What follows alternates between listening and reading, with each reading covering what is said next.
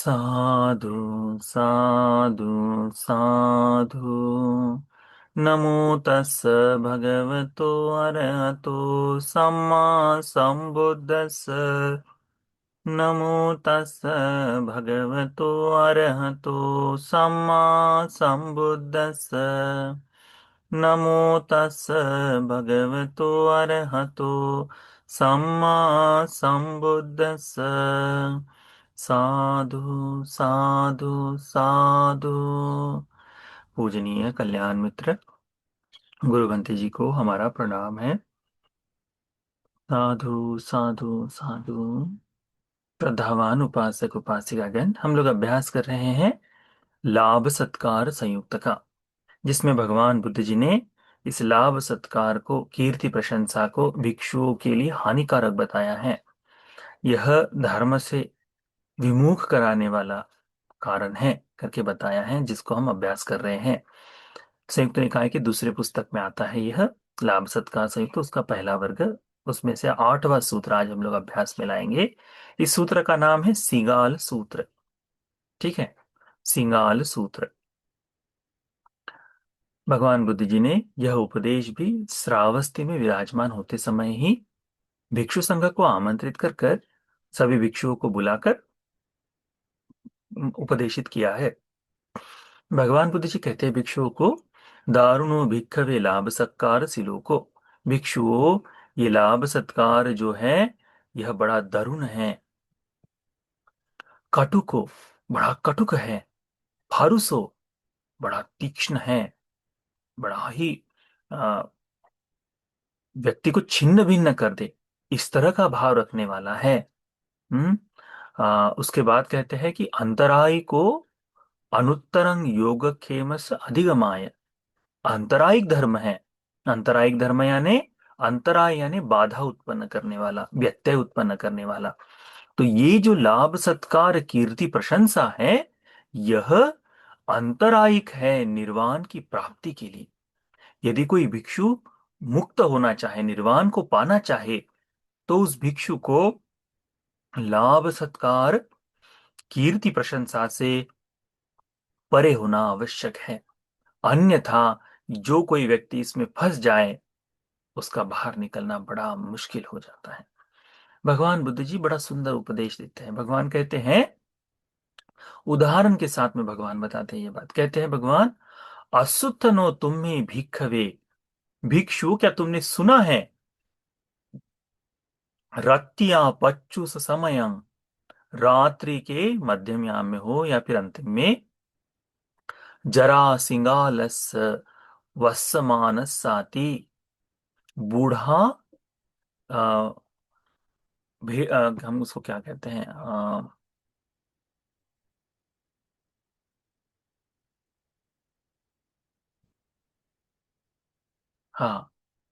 गीदड़। हम उसको गिदड़ कहते हैं, है ना, कुत्ते की जैसा ही होता है वो, लोमड़ी कुत्ते की जैसा दिखाई देता है, तो वो गिदड़। तो भिक्षु, क्या तुमने रात्रि के समय, अंतिम पहर में हो यानी प्रातः होते होने हो, या फिर रात्रि में, ये जो बूढ़ा गिधड़ है वो रोते सुना है ना, तो बहुत चिल्लाते रहता है, वो सुना है? तो भिक्षु लोग कहते हैं, उत्तर देते हैं, एवं बनते, हाँ भगवान, हमने ऐसा गीदड़ का ये स्वर हमने सुना है। शहरों में रहने वाले लोगों को नहीं सुनाई देता, तो जो गांव में रहते हैं, गांव के बाहर रहते हैं, या फिर शहरों में भी, जो शहरों के किनारे पर रहते हैं, बिल्कुल जहाँ से जंगल आरंभ हो जाए या बिल्कुल घनी झाड़ियां हो, ऐसे क्षेत्र में देखने को मिलता है। अभी हम जहाँ हैं, शहर से बाहर हैं, तो यहाँ गिद्धड़ों की आवाज सुनाई देती है, यहाँ है वो। तो क्योंकि अभी नजदीक ही सिटी फॉरेस्ट है, नदी है, जंगल है, तो इस कारण से सारे छोटे छोटे जीव जानवर हैं। तो भगवान बुद्ध जी इसी तरह से पूछते हैं कि क्या भिक्षु तुमने रात में रोते हुए बूढ़े गिधड़ों को सुना है? तो वो कहते हैं, हाँ भगवान, हमने सुना है। भगवान बुद्ध जी कहते हैं, ऐसो को भिक्खवे जरा सिंहालो उक्कडकेन नाम रोग जाते न फुट्टो नेव बिलगतो रमति। उक्कड़ नाम का एक रोग होता है। इस उक्कड़ नाम के रोग में ऐसा होता है कि संपूर्ण उसका शरीर जो है खुजली से भर जाता है। उसके शरीर के सारे ही लोम, जितने ही बाल हैं, झड़ना शुरू हो जाता है। जगह जगह पर उसको व्रण आना शुरू हो जाते हैं। जगह जगह पर दाने आते हैं और वो फूटते हुए से नजर आते हैं।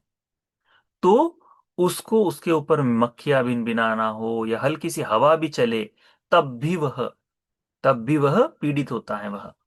तो इस कारण से वह निरंतरता से रोते रहता है।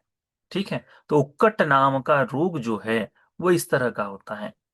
विशेष करके ये शीतल काल में, है ना, शीतल काल में उत्पन्न होता है। तो क्योंकि ना तो शरीर के लोम हैं, ना पूरे लोम निकल रहे हैं, जगह जगह से टूट रहे हैं, फूट रहे हैं, तो वो जो ठंडी हवा है वो उसको बड़ी ही उसको अंदर तक हिला देती है। इसीलिए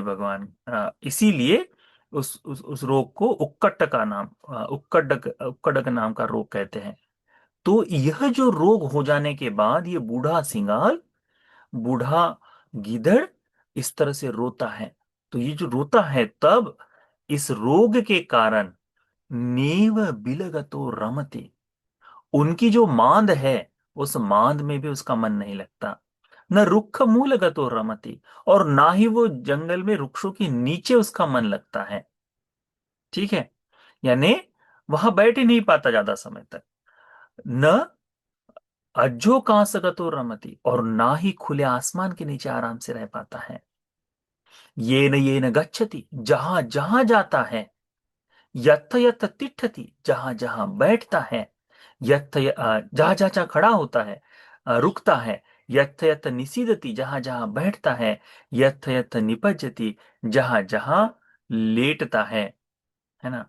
तो जहां भी जाए, किसी भी जगह, वहां वहां उसे क्या होता है, उसे पीड़ा ही उत्पन्न होती है। तत्थ तत्थ अनय व्यसनम आपज्जति, वहां वहां दुखित होता है, वहां वहां पीड़ित होता है। हम लोग देखा होगा, हम लोग गिदड़ों को कम देखते हैं ना, परंतु हम घाव लगी गायों को देखते हैं, भैंस को देखते हैं, बैल को देखते हैं। कहीं किसी बैल घाव को कोई बीमारी हो जाए, कोई बड़ा सा घाव लग जाए, तो उस पर आकर मक्खियां मक्खियां भन बनाती है। गाय क्या करती है, पूंछ से हटाने का काम करती है ना। फिर यहां नहीं तो फिर आगे जाकर खड़ी हो जाएगी, फिर वहां मक्खियां आ जाती, वहां पे लगती है, वहां तिल मिलाती है, फिर आगे जाते वहां तिल मिलाती है। अंतिम में सोचते कि पानी में बैठ जाओ। पानी में जाती है तो पानी की मछलियां भी खाती है। तो जहां जहां जाए, वहां वहां क्या होता है, ना उसका मन लगता है, ना वो शांति से सुख से बैठ पाती है। ऐसे होता है ना। भगवान ऐसा ही इस गिदड़ के लिए बताते हैं। हमने गिदड़ को कम देखा है, इसीलिए बोल रहे हैं हम, गायों का इस तरह से बताएं। तो ये जो भाव है कि वो उत्कंठ का नाम का जो रोग है, वो होते ही वे जो जानवर है सुखपूर्वक कहीं नहीं रह पाता। एवमेव को भिक्खवे भिक्खु, इसी प्रकार भिक्षुओं, इधे कच्चे भिक्खु, कोई भिक्षु लाभ सत्कार सिलोकेन अभिभूतो, लाभ सत्कार और कीर्ति प्रशंसा से भर जाए। पर्यादीन चित्तो, वो अपने चित्त में, अपने मन में इस लाभ सत्कार को बिठा ले कि मैं श्रेष्ठ हूं, सब मुझे चाहते हैं, मेरा ही उपासक है, मेरे ही लोग हैं, मैं ही इनका प्रमुख हूं, मेरी ही तरह से सुने। इस तरह से जहां भी जाए, बनते आपके बगैर तो पत्ता भी ना हिले, ऐसा कहने वाले लोग उत्पन्न हो जाए, तो वो क्या आता है, वो भिक्षु इस लाभ सत्कार कीर्ति प्रशंसा में फंसा हुआ समझा जाता है। तो इस तरह से जो फंसा हुआ भिक्षु है, नीव शून्यागार गतो रमते, शून्यागार में एकांत ध्यान के लिए यदि जाकर बैठे, उसका मन नहीं लगता। उसका मन कहाँ लगता है, अरे उसके घर में फंक्शन है, उसने अभी तक निमंत्रण नहीं दिया, कैसे होगा। फिर थोड़ी देर में आ जाता, अच्छा वो मेरे बारे में ऐसा बोल रहा था, उसने मुझे मुझे जानता नहीं है, मैं उसको ऐसा कर दूंगा करके। या फिर हाँ, उस उपासक ने भोजन के लिए निमंत्रण दिया है, वो भोजन देगा और पता नहीं क्या दान दे, प्रशंसा तो बहुत कर रहा था करके। किस लिए लगा हुआ है? लाभ सत्कार की प्राप्ति में, कीर्ति प्रशंसा की प्राप्ति में। तो ये जो है, ध्यान के लिए बैठे, शून्यागार में बैठे, मन कहाँ जा रहा है? मन कहीं और भाग रहा है। उसने मुझे ऐसा कह दिया, उसने मुझे ऐसा कह दिया करके उस तरह से उसका मन भागते रहता है, तो मन में इकट्ठा नहीं होता। फिर न रुक्ख मूलगतो रमते, किसी वृक्ष के नीचे जाके बैठे, किसी वृक्ष के नीचे जाकर रहना शुरू करे, तो वहां उसका मन नहीं लगता। अरे इससे अच्छा तो था उस उपासक ने हमको घर में बुलाया था, वहां कम से कम एसी तो है, वहां कम से कम कूलर तो है, वहां तो बढ़िया से रह सकते हैं करके उस तरह से उसका मन भागता है। न जो का सगतो रमती, और ना ही उसका मन खुले आसमान के नीचे रमता है। हर क्षण, हर समय उसके मन में केवल लाभ सत्कार कीर्ति प्रशंसा का ही चिंतन चलते रहता है। इसीलिए ना तो शून्यागार में मन रमता है, ना वृक्ष मूल के नीचे रमता है, और ना ही खुले आसमान के नीचे उसका मन जमता है। ये न गच्छति, जहां जहां जाता है, यत यत तिष्ठति, जहां जहां रुकता है, यत यत निसीदति, जहां जहां बैठता है, यत यत निपज्जति, जहां जहां वह निवास करता है, तत्थ तत्थ अनयवसनं आपज्जति, वहां वहां अपना ही नुकसान, अपना ही विनाश करता है, अपने आप का ही नाश करता है करके बताए भगवान। क्योंकि जहां जहां जाए सती संपजन्य होना चाहिए। नहीं, अब कहाँ क्या है?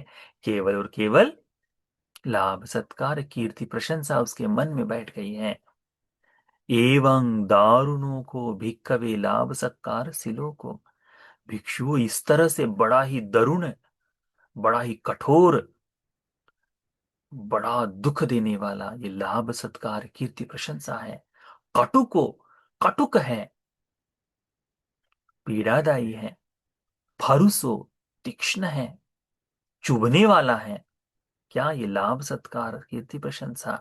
अंतराय को भिक्खवे, ये जो अंतरायिक है, अनुत्तरस्य योगक्षेम अधिगमाय, अनुत्तरं योगक्षेम अधिगमाय, अनुत्तर से योगक्षेम को पाने के लिए अंतरायिक है बताया, बाधक है बताया है। इसीलिए भगवान बुद्ध जी कहते हैं कि भिक्षुओं, जब तुम में ये उत्पन्न हो जाए, तस्मात् यह भिक्खवे एवं शिक्षितव्यं, तब भिक्षु तुमने ये सीखना चाहिए। क्या सीखना चाहिए? उपन्नं लाभ सत्कार सिलोकं पज साम, कि मैं उत्पन्न हुए इस लाभ सत्कार को त्याग दूंगा। नच नो उपन्नो लाभ सत्कार सिलो को चित्तं परियादाय टස්සति थी, ये उत्पन्न हुए लाभ सत्कार कीर्ति प्रशंसा को अपने मन में जगह नहीं दूंगा। एवं ही वो भिक्खवे शिक्षित पंक्ति, इस तरह से भिक्षु तुम्हें सीखना चाहिए, इस तरह से तुमने सीखना चाहिए। तो यदि भिक्षु उपासक हो, इस बात का ध्यान में रखो। यदि कोई किसी भिक्षु की आप प्रशंसा करे, और वो उस प्रशंसा से केवल इतना कह दे, हाँ हाँ ठीक है उपासक, ठीक है, अच्छा है कह दे, तो हमको उस भिक्षु, नहीं नहीं मैंने तो भंते जी की तारीफ की, भंते जी ने मेरी तारीफ करनी चाहिए थी, ऐसा भाव मत रखना। ठीक है? या फिर अ, भिक्षु ने आपकी तारीफ कर दी, भंते जी ने आपका अच्छा कहा, उतने मात्र अरे भंते जी तो मेरी तारीफ कर रहे, इस तरह से गदगद नहीं हो जाना चाहिए। भिक्षु आपसे अधिक बातचीत का भाव नहीं रखता, तो भिक्षु का उस भाव को समझना चाहिए कि नहीं ठीक है, जितनी आवश्यकता है उतना भिक्षु ने कह दिया। भिक्षु का कार्य आपके मन को, वाणी को केवल संतुष्ट करना नहीं है। भिक्षु का कार्य आपके घर में आकर शोभायमान होना नहीं है। भिक्षु का कार्य क्या है, ये हमको समझना चाहिए। वह निर्वाण धर्म का पथिक है, वह मुक्ति के मार्ग पर चलने के लिए इच्छा रखने वाला है। तो इसीलिए कोई व्यक्ति यदि कहे कि भिक्षु ने हमारे तरह से जीवन जीना चाहिए, तो फिर वह उस उपासक का ऐसा चिंतन उस उपासक के लिए ठीक नहीं होगा। और कोई भिक्षु भी ऐसा सोचता है कि मेरा उपासक जैसा कहेगा मैं वैसा ही रहूंगा, तो उसके लिए भी ये ठीक नहीं होता। इसीलिए हमने क्या सीखना चाहिए कि इस लाभ सत्कार कीर्ति प्रशंसा को अपने मन में जगह नहीं देंगे, है ना? तो यदि जो कोई भिक्षु इस तरह से जीवन जीता है, वह धर्म के रास्ते पर आगे चलते जाता है। तो यह सिंगाल सूत्र, है ना, ये गीदड़ की उपमा दिया हुआ सूत्र, गीदड़ की तरह बताया है लाभ सत्कार को। रोग लगे, जिसे बीमारी हो गई है, ऐसे बूढ़े गीधड़ को, जो रोता है बिलखता है ना, लाभ सत्कार में पड़ा हुआ भिक्षु भी इस गीदड़ की तरह है, रोता है बिलखता है करके कहते हैं। तो देखो, भगवान ने भिक्षुओं को जो लाभ सत्कार कीर्ति प्रशंसा में फंसा है, उस फंसे हुए भिक्षु को किस तरह से कहा है, बूढ़ा गीधड़ जो रोगग्रस्त हो जाए उसकी तरह बताया है। तो हमको समझना चाहिए, हमको सीखना चाहिए कि हम लोग भी इस लाभ सत्कार कीर्ति प्रशंसा में नहीं फंसेंगे। तो यह सिंगाल सूत्र हम सभी को इस लाभ सत्कार कीर्ति प्रशंसा को यथार्थ रूप से देखने के लिए, इससे दूर होकर धर्म को बोध कर लेने के लिए ये पुण्य उपकारी हो जाए। साधु साधु।